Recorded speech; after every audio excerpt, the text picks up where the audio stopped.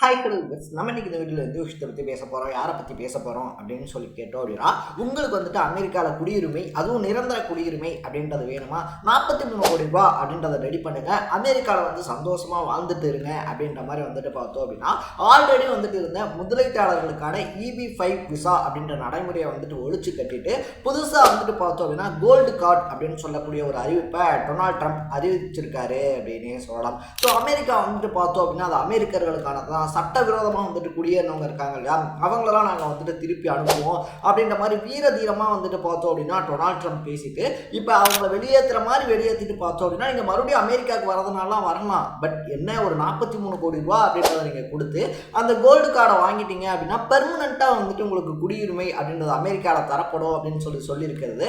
அமெரிக்காவை Donald Trump விற்க ஆரம்பிச்சிட்டாரா அப்படின்ற கேள்விக்குரிய எழுப்பியிருக்கு அப்படின்னே சொல்லலாம். ஸோ இது வந்துட்டு பார்த்தோம் அப்படின்னா அமெரிக்கர்கள் இருக்காங்க இல்லையா, அமெரிக்கர்களுக்கும் இப்போ ஆளுங்கட்சியை சார்ந்த எம்பிகளுக்குமே வந்துட்டு ரொம்ப பெரிய கடுமையான ஒரு அதிர்வலை அப்படின்றத ஏற்படுத்தியிருக்கு அப்படின்னே சொல்லலாம். ஸோ குடியுரிமையை வந்துட்டு ட்ரம்ப் விற்கிறாரு அப்படின்னா இது என்ன மாதிரியான மனநிலை அப்படின்னு சொல்லிட்டு, ஏன்னா இதுக்கு முன்னாடியே வந்துட்டு பார்த்தோம் அப்படின்னா முதலீட்டாளர்களுக்கான இந்த குடியுரிமை இருக்கு இல்லையா, அதை வந்துட்டு பார்த்தோம் அப்படின்னா EB-5 விசா அப்படின்றது மூலயமா கொடுத்துக்கிட்டு இருந்தாங்க.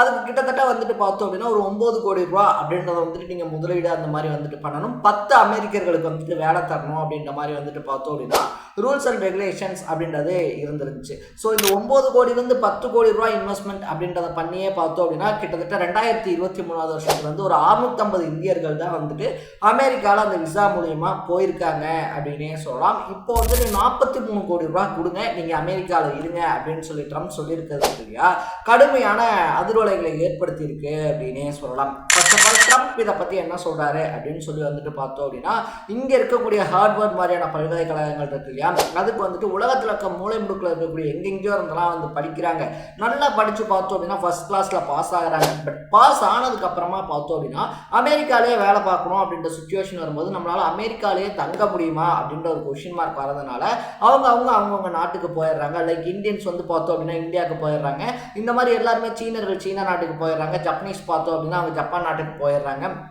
இந்த மாதிரி அவங்க நாட்டில் போயிட்டு பார்த்தோம் அப்படின்னா வேலை ஏதாவது ஒரு கம்பெனியை உருவாக்குறாங்க, அந்த கம்பெனி மூலிமா வந்துட்டு பார்த்தோம் அப்படின்னா பல பேருக்கு வேலை வாய்ப்பு அப்படின்றது கிடைக்குது. ஸோ ஆனால் அமெரிக்காவுக்கு இதன் மூலிமா பொருளாதார லாபம் இருக்கா அப்படின்னு சொல்லி கேட்டோம்னா கிடையாது. பட் இதே நான் சொல்கிற திட்டத்தின் மூலிமா அவங்க உள்ளே வராங்க அப்படின்னா 43 கோடி ரூபா கட்டிட்டு வராங்க அப்படின்னும் போது நமக்கு அதுலேருந்து ஒரு டேக்ஸும் கிடைக்கும். அது மட்டும் இல்லாமல் அவங்க இங்கேயே கம்பெனி அப்படின்றத ஆரம்பிப்பாங்க, அந்த கம்பெனியில் வந்துட்டு பார்த்தோம் அப்படின்னா எக்கச்சக்கமான பேரை வேலைக்கு எடுப்பாங்க, அமெரிக்கர்களுக்கு வேலை வாய்ப்பும் கிடைக்கும். அதன் மூலிமா வந்துட்டு பார்த்தோம் அப்படின்னா அமெரிக்க பொருளாதாரமும் உயரும் அப்படின்ற மாதிரி இந்த தலையை சுற்றி காதை தொடுறது அப்படிம்பாங்க இல்லையா, அந்த மாதிரி ஒரு விளக்கம் அப்படின்றத கொடுத்துருக்காரு. பட் இந்த விளக்கத்தை வந்துட்டு யாருமே ஏற்றுக்கல அப்படின்னே சொல்லலாம். இது வந்துட்டு எப்படி இருக்கு அப்படின்னு சொல்லி வந்துட்டு பார்த்தோம் அப்படின்னா 43 கோடி ரூபாய் நீங்கள் கொடுத்துருங்க, அமெரிக்காவில் நீங்கள் என்ன வேணாலும் பண்ணிக்கங்க அப்படின்ற மாதிரி வந்துட்டு இருக்கு. ஆல்ரெடியே அமெரிக்காவில் வந்துட்டு பார்த்தோம் அப்படின்னா பணக்காரங்களுக்கு ஒரு சட்டம், பணக்காரங்களுக்கு ஒரு ஃபேவரிசம் அப்படின்றது நடக்குது அப்படின்ற குற்றச்சாட்டு முன்னருந்தே வைக்கப்பட்டுக்கிட்டு இருக்கு அப்படின்னே சொல்லலாம். இப்போ அது வந்துட்டு பார்த்தோம் அப்படின்னா ரொம்ப பெரிய அவ்வளோ குற்றச்சாட்டா மாறி இருக்கு அப்படின்னு சொல்லப்படுது. அது மட்டும் இல்லாமல் 43 கோடி ரூபாய் கொடுத்து இவர் சொல்லக்கூடிய கோல்டன் விசா இருக்கு இல்லையா, அந்த கோல்டு கார்டு விசா இருக்கு இல்லையா, அதை வாங்கிட்டு ஒருத்தர் அமெரிக்காக்குள்ள வரான் அப்படின்னா அவன் என்ன மாதிரியான செயல்பாடுகளுக்காக உள்ள வருவான் அப்படின்றத யோசிச்சு பாருங்க. அப்படி வரக்கூடிய ஒருத்தவங்க வந்துட்டு எப்படி அமெரிக்காவுடைய முன்னேற்றத்துக்கு உதவுவராக இருப்பாரு, எப்படி அமெரிக்காவுடைய முன்னேற்றத்துக்கு உதவி செய்யக்கூடிய ஒரு நபராக மாறுவாரு அப்படின்னு சொல்லிட்டு ஒரு கொஸ்டின் மார்க் வைக்கப்பட்டிருக்கு அப்படின்னே சொல்லலாம். முன்னாடிலாம் வந்துட்டு பார்த்தோம் அப்படின்னா அமெரிக்காவில் நிரந்தர குடியுரிமை வாங்கணும் அப்படின்னா இந்த கிரீன் கார்டு அப்படின்னு வந்துட்டு சொல்லுவாங்க, கிரீன் கார்டு ஹோல்டர்ஸ் அப்படின்னு சொல்லிட்டு அந்த கிரீன் கார்டு இருந்துச்சு அப்படின்னா அமெரிக்காவில் நிரந்தர குடியுரிமை அப்படின்றது கிடைக்கும். பட் அந்த அமெரிக்காவில் அந்த கிரீன் கார்டு வாங்குறதுக்கு பார்த்தோம் அப்படின்னா எக்கச்சக்கமான நடவடிக்கைகள் இருக்கு அப்படின்டா சொல்லணும். குடும்பம் சம்மந்தப்பட்ட விஷயமா இருந்தாலும் சரி, தொழில் சம்மந்தப்பட்ட விஷயமா இருந்தாலும் சரி, பல வருஷம் காத்திருந்தா வந்துட்டு அந்த கிரீன் கார்டு அப்படின்றது வெளியிலேருந்து போய் அமெரிக்காவில் செட்டில் ஆனவங்களுக்கு கிடைக்கும். அவங்க அந்த கிரீன் கார்டு வாங்கினதுக்கு அப்புறமா அமெரிக்காவில் நிரந்தர குடியுரிமை இருக்கக்கூடியவங்களா அக்செப்ட் பண்ணிக்கப்படுவாங்க அப்படின்னு சொல்லலாம். அதுக்கு நிறைய எப்படி சொல்ற ரூல்ஸ் அண்ட் ரெகுலாரிட்டிஸ் எல்லாமே வந்துட்டு இருந்துச்சு. பட் இதுக்கு வந்துட்டு அப்படி எதுவுமே கிடையாது. நீங்கள் 43 கோடி ரூபா இருக்கு இல்லையா, அதை கொடுத்தீங்க அப்படின்னா அடுத்த நாள் வந்து நீங்கள் ஒரு அமெரிக்க குடியுரிமை வாங்கிய ஒரு நபர் அப்படின்னு சொல்லி அனௌன்ஸ் பண்ணியிருக்கிறது பார்த்தோம் அப்படின்னா இது என்னமான மைண்ட் செட், என்ன மாதிரியான ஒரு மைண்ட் செட் அப்படின்ற ஒரு கொஸ்டின் மார்க்கையும் எழுப்பியிருக்கு அப்படின்னே சொல்லலாம்.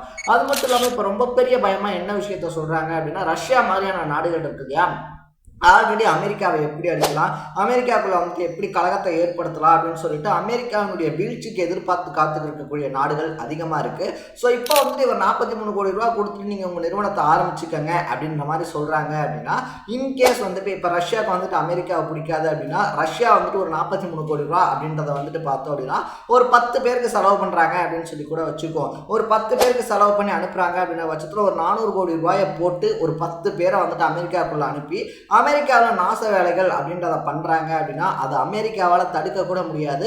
இன்னும் சொல்ல போனோம் அப்படின்னா முன்னாடி இந்த கிரீன் கார்டு நடவடிக்கை இருக்கு இல்லையா, அதுலையாவது வந்துட்டு பார்த்தோம் அப்படின்னா கிரீன் கார்டு வச்சிருக்கக்கூடியவங்க அமெரிக்காவுடைய அமெரிக்கா இருந்தாலும் சரி, இல்லை அமெரிக்காவில் வந்துட்டு பார்த்தோம் அப்படின்னா இந்த மாதிரி தீவிரவாதம் இருக்கு இல்லையா, அந்த மாதிரியான வேலைகளில் ஈடுபடுறாங்க அப்படின்னா அவங்களுடைய அந்த கிரீன் கார்டு அப்படின்ற அங்கீகாரத்தை கட் பண்ணி பார்த்தோம் அப்படின்னா நாடு கடத்துறதுக்கான வாய்ப்புகள் அப்படின்றதும் இருந்துச்சு.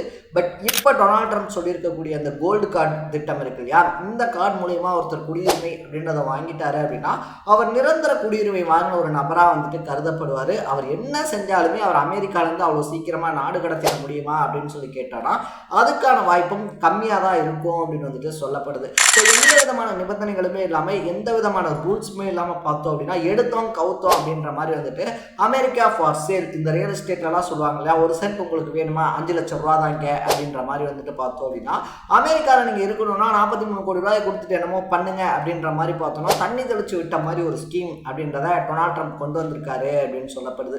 அது மட்டும் இல்லாமல் நான் முன்னாடியே சொன்ன மாதிரி இந்த EB-5 விசா இருக்கு இல்லையா, அதன் மூலயமா அமெரிக்காவில் குடியுரிமை வாங்க முடியும். அதுக்கு 10 கோடி ரூபாய் இன்வெஸ்ட் பண்ணணும்னு சொல்லும் போதே பார்த்தோம் அப்படின்னா வெறும் 635 இந்தியர்கள் தான் வந்துட்டு அங்கே போயிருந்தாங்க. இப்போ 43 கோடி ரூபா அப்படின்னும் போது ஒரு இந்தியர் கூட அந்த சைட் போக மாட்டாங்க. இதனால வந்துட்டு பார்த்தோம் அப்படின்னா இந்தியர்கள் அமெரிக்காவில் போய் செட்டில் ஆகணும் அப்படின்ற கனவு முற்றிலுமாக சிதைக்கப்பட்டிருக்கு அப்படின்னு சொல்கிறாங்க.